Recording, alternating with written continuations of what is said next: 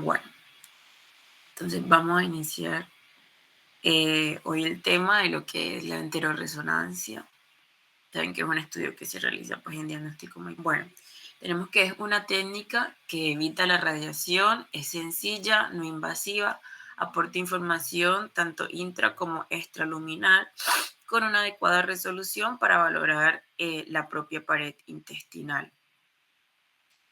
Entonces, esta pues va a tener un protocolo en el que el paciente va a llegar, se le va a dar el contraste oral. Por lo general se utiliza manitol al 5%. El paciente va a esperar aproximadamente 45 minutos y va a pasar pues como tal a realizarse el procedimiento. Lo ideal es que esté en decúbito ventral para que haya una mejor distensión de las asas intestinales. Bueno, entonces la primera secuencia que el técnico va a realizar es una secuencia potenciada en T2.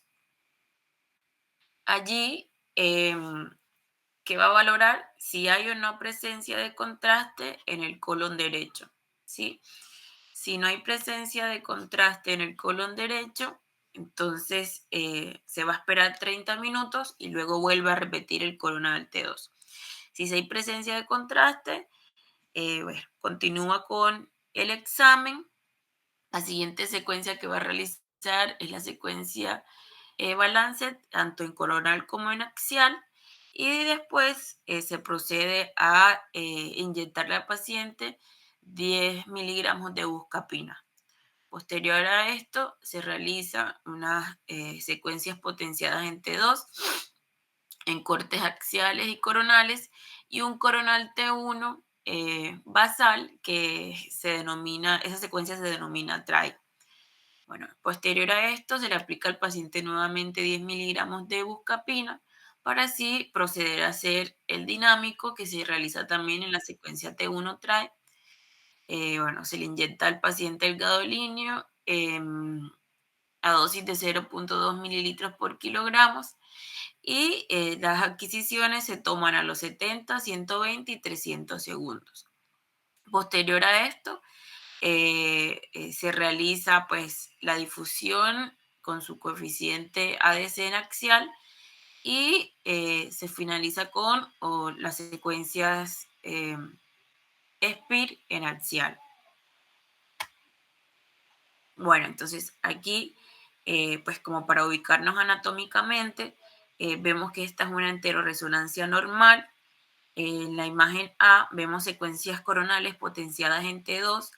La imagen B es una secuencia en balance y la imagen C es una secuencia T1 con saturación grasa y contraste endovenoso. Vemos como hay una adecuada distensión, distribución, calibre y patrón mucoso del intestino delgado con una correcta visualización del ilion terminal y del ciego. Esto lo vemos señalado con las flechas rojas y con las flechas amarillas vemos al yeyuno que frecuentemente se presenta menos distendido. Bueno, entonces, en cuanto a la valoración del intestino delgado mediante la resonancia, tenemos que un engrosamiento parietal del intestino delgado mayor a 3 milímetros puede ser considerado patológico. Debemos tener en cuenta el signo del Target o Diana, que es la estratificación de las capas parietales por mucosa, submucosa y muscular. Este va a ser útil para diferenciar lo que es patología benigna de maligna. Y hay que tener en cuenta que un engrosamiento de un largo segmento parietal sugiere más que todo enfermedad benigna. Pero hay pues algunas excepciones como lo es el caso del linfoma. Que cuando hay alteración de la grasa adyacente debemos sospechar de un proceso inflamatorio y su ausencia nos orienta a descartarlo. Entonces, hay que tener mucho cuidado con las características que son asociadas a malignidad, como lo son si hay una lesión solitaria o no pedunculada, cuando hay infiltración de la grasa y cuando hay la presencia de adenopatías. Entonces, en cuanto a las indicaciones de la enteroresonancia, vamos a tener que bien establecidas es la enfermedad de Crohn, ya que permite la valoración de la extensión, la distribución, si presenta actividad y valorar sus complicaciones. Nos permite valorar los segmentos inaccesibles proximales a la estenosis, nos permite hacer un seguimiento y control de la respuesta al tratamiento y nos permite excluir enfermedad de Crohn en pacientes con síntomas similares. Bueno, y hay otras indicaciones como lo son la obstrucción intestinal, o sea, funciona como alternativa o complemento de la tomografía. Nos permite también valorar neoplasias intestinales tanto benignas como malignas, vasculitis, isquemia intestinal, enteritis inducida por tratamientos como quimio, radio, el uso de AINES. También sirve para enfermedades celíacas, patología infecciosa, enfermedad diverticular, esclerosis sistémica, alteraciones congénitas, duplicación y malrotación intestinal. Bueno, entonces, como para hacer más dinámica la clase, yo lo que hice fue poner ejemplo de todas estas patologías que nosotros podemos valorar mediante la enteroresonancia. Entonces, en cuanto a la enfermedad de Crohn, ya sabemos que, bueno, es un engrosamiento parietal circunferencial estratificado del ilion distal con hiperintensidad moderada, que son hallazgos típicos de la enfermedad inflamatoria aguda. Entonces, esta va a tener unos signos típicos, que es compromiso iliar, hipertrofia de la grasa, engrosamiento parietal, úlcera, lesiones solitarias, fistulización, padrón empedrado, afectación del borde mesentérico de manera simétrica. Y también debemos tener en cuenta los signos de actividad, como es un engrosamiento parietal mayor de 4 milímetros, edema intramural y mesentérico, hiperemia de la mucosa, estratificación parietal, ulceración transmural, signo del peine vascular y la presencia de ganglios linfáticos inflamados. Entonces, estos signos los vamos a valorar. Acá tenemos en la primera imagen un axial en T2 SPIR, vemos cómo se observa el edema mural agudo. En la imagen de abajo vemos un coronal T2, en donde la flecha roja señala el engrosamiento mural mayor de 3 milímetros. La imagen de arriba a la derecha, a su derecha, vemos un coronal en T2, si ve marcado con el circulito de puntos amarillos, vemos que hay una ulceración lineal horizontal. Y en la última imagen, que es un T1 FATSAT con contraste, vemos como hay un realce parietal estratificado. Bueno, en la primera imagen, que es un coronal T1 con gadolinio, vemos cómo se observa el signo del peine. En la imagen de abajo es un coronal T2. Observamos marcado con la flecha azul el área de estenosis. En la imagen de arriba a su derecha vemos cómo en el coronal T2 las flechas rojas marcan la pseudosaculación y los pseudodivertículos. Y en la última imagen, que también es un coronal T2, marcado con los puntitos, vemos como hay hipertrofia de la grasa y separación y lesiones cementarias salteadas. Bueno, la enteroresonancia también nos sirve para la valoración de la obstrucción del intestino delgado. Tenemos que cuando se sospecha una obstrucción de intestino delgado, no es necesario ningún medio de contraste oral, ya que el propio fluido intraluminal de las asas intestinales dilatadas es suficiente para obtener las imágenes de buena calidad diagnóstica. Entonces, en este caso, la enteroresonancia muestra una dilatación severa del intestino delgado secundario a un cambio bruto de calibre intestinal que está señalado con las flechas amarillas, sin engrosamiento de la pared. En este caso, se debía a una adherencia en un paciente que estaba en postoperatorio. Bueno, tenemos que también, este es un caso de una obstrucción intestinal por un tumor neuroendocrino iliar. Entonces, tenemos que en este caso el paciente estaba con un cuadro de obstrucción intestinal. La enteroresonancia se visualiza una estenosis a nivel del asa ilial distal con presencia de una lesión nodular que realza intensamente tras la administración de contraste intravenoso, es la que vemos señalada con la flecha roja. Y también restringía en la secuencia de difusión. Bueno, a este paciente le hicieron la biopsia y la anatomía patológica confirmó que era el diagnóstico de un tumor neuroendocrino.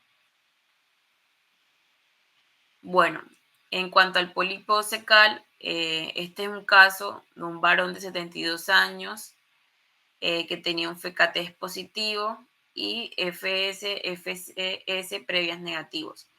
Bueno, entonces observamos como en la imagen coronal de T2 de la enteroresonancia, que la observamos en la imagen A, eh, se observa una lesión polipoida en el fondo cecal, que es hiperintensa en secuencia de difusión con caída de señal en el mapa de ADC, es decir, que restringía. Y vemos como en la última imagen, en la D, presenta captación de contraste postgadolíneo. Bueno, a este paciente le repiten la colonoscopia para alcanzar el fondo del ciego y lograron apreciar la formación polipoide, es decir, de aspecto velloso, que medía más de 3 centímetros. Le hicieron una biopsia y el diagnóstico fue adenoma con displasia de alto grado. Un paciente que tendrían pues que operar. También tenemos lo que es el mucocelia pendicular. Vemos en la imagen A una fibrocolonoscopía en donde hay una lesión polipoide de superficie mucosa normal en la topografía pendicular, de aspecto submucoso o extrínseco. Entonces a este paciente le realizaron la enteroresonancia, que es la imagen B, y muestra una imagen tubular dilatada que depende del fondo cecal. Esa imagen medía aproximadamente 32 por 14 milímetros y presentaba una fina captación en sus paredes. Esa imagen era compatible con una dilatación de la luz apendicular, es decir, un mucocele. También se realizó biopsia y la anatomía patológica fue una hiperplasia epitelial sin atipia y dilatación apendicular. Bueno, el adenocarcinoma yeyunal, vamos a ver cómo tanto en la enteroresonancia y en la tomografía se ve un severo engrosamiento concéntrico e irregular de las paredes de un asa yeyunal que realza tras la administración de contraste endovenoso, que lo vemos en la imagen del medio.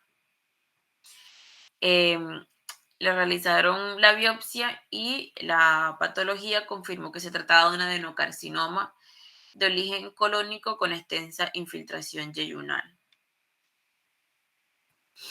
En cuanto al tumor del estroma gastrointestinal o GIST, este era un paciente que estaba en estudio por una hemorragia digestiva con que tenía fibrogastroscopia y colonoscopia normales. Vemos que en la enteroresonancia se visualiza una imagen focal sólida endoluminal en asa de intestino delgado en mesogastrio, con componente extraluminal. Era discretamente hiperintensa en T2 y presentaba un realce intenso y homogéneo con contraste. El paciente en este caso no presentaba signos de obstrucción intestinal. Le realizaron la cirugía, toma de biopsia y la patología confirmó que se trataba de un GIST. Este es otro caso de un GIST yeyunal en una paciente de 51 años que estaba en estudio por dolor crónico en hipocondrio derecho. Tenemos que la enteroresonancia detecta una lesión polipoide en el interior de la luz de la unión duodeno-yeyunal. Esta lesión realizaba intensamente post-contraste y el paciente tampoco presentaba signos obstructivos. La patología confirmó que se trataba de un GIST de bajo grado. En cuanto al linfoma intestinal, vemos cómo hay un importante engrosamiento tumoral del segmento iliocecal que está marcado con la cabeza de flecha amarilla. y no hay presencia de dilatación proximal de las asas. Aparte de esto, se asociaba a grandes adenopatías mesentéricas que están marcadas con las flechas azules, y estos hallazgos son característicos de un linfoma. Bueno, el adenocarcinoma cecal, tenemos que, debemos de evaluar siempre el colon, eh, que por lo general va a estar bien distendido, sobre todo del lado derecho, em, ya que no solo puede estar involucrado en una enfermedad inflamatoria, sino que también podemos encontrar otras patologías, como son las neoplasias. En este caso, la enterografía por resonancia detectó una neoplasia estenosante del colon derecho proximal al ciego, que la vemos allí marcada con la flechita amarilla. Bueno, también la enteroresonancia nos va a servir para evaluar lo que es la isquemia intestinal. En este caso era un varón de 80 años con dolor abdominal de repetición postprandial. Las imágenes muestran un segmento largo del intestino delgado con paredes ligeramente engrosadas y hipercantantes.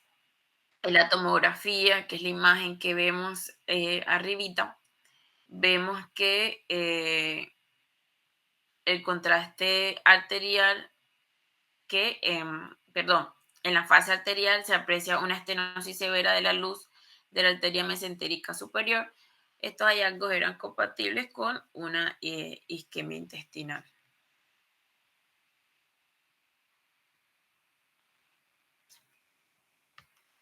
Bueno,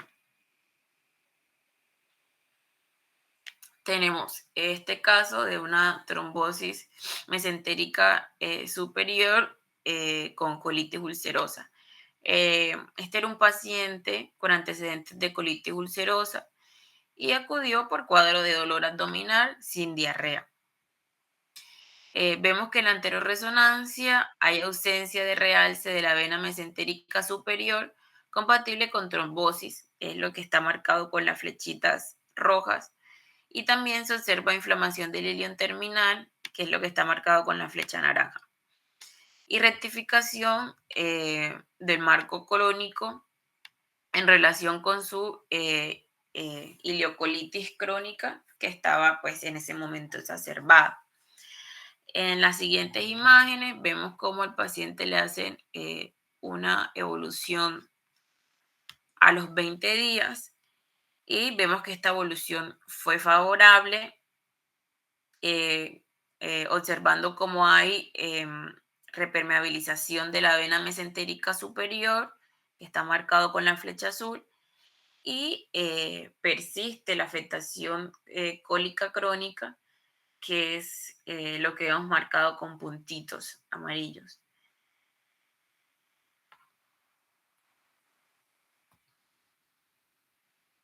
Bueno, en cuanto a la enfermedad celíaca, tenemos que el tránsito del intestino delgado con bario ya pues se utiliza cada día menos en la actualidad, y vemos un ejemplo en la imagen A, cómo hay signos de malabsorción, como lo son la fragmentación y la floculación del contraste, asociado a la distensión de asas yeyunales. Ya en la enterorresonancia, eh, vemos que el hallazgo más característico es la inversión del patrón mucoso yeyuno-iliar normal, con un aumento de los pliegues del ilio, que es lo que está señalando las flechas amarillas. Y eso se asocia a distensión de las asas yeyunales con disminución de las válvulas connivientes, que traducen signos de atrofia de las vellosidades del yeyuno. En cuanto al divertículo yeyunal, vemos cómo las imágenes de la anterorresonancia muestran una imagen nodular llena de aire que depende de la pared del yeyuno proximal, sin cambios inflamatorios asociados, lo que indica pues que se trata de un divertículo no complicado. Lo vemos pues ahí señalado con la flecha roja. Bueno, la malrotación intestinal. Este era un caso de un paciente de 23 años con dolor abdominal intermitente crónico. Vemos que en la anterorresonancia, En realidad se le realizaron para descartar una enfermedad inflamatoria intestinal, pero se observa la disposición anómala del intestino, con todo el colon situado en el lado izquierdo del abdomen, es lo que está señalado con las líneas azules, y todas las asas del intestino delgado ubicadas hacia la derecha, que es lo que está señalado con las líneas amarillas. Vemos también cómo en el corte axial la disposición de la arteria mesentérica superior, que está señalado con la flecha azul, que está situada a la derecha, de la vena mesentérica superior, que está marcado con la punta de flecha. Listo. Muchas gracias.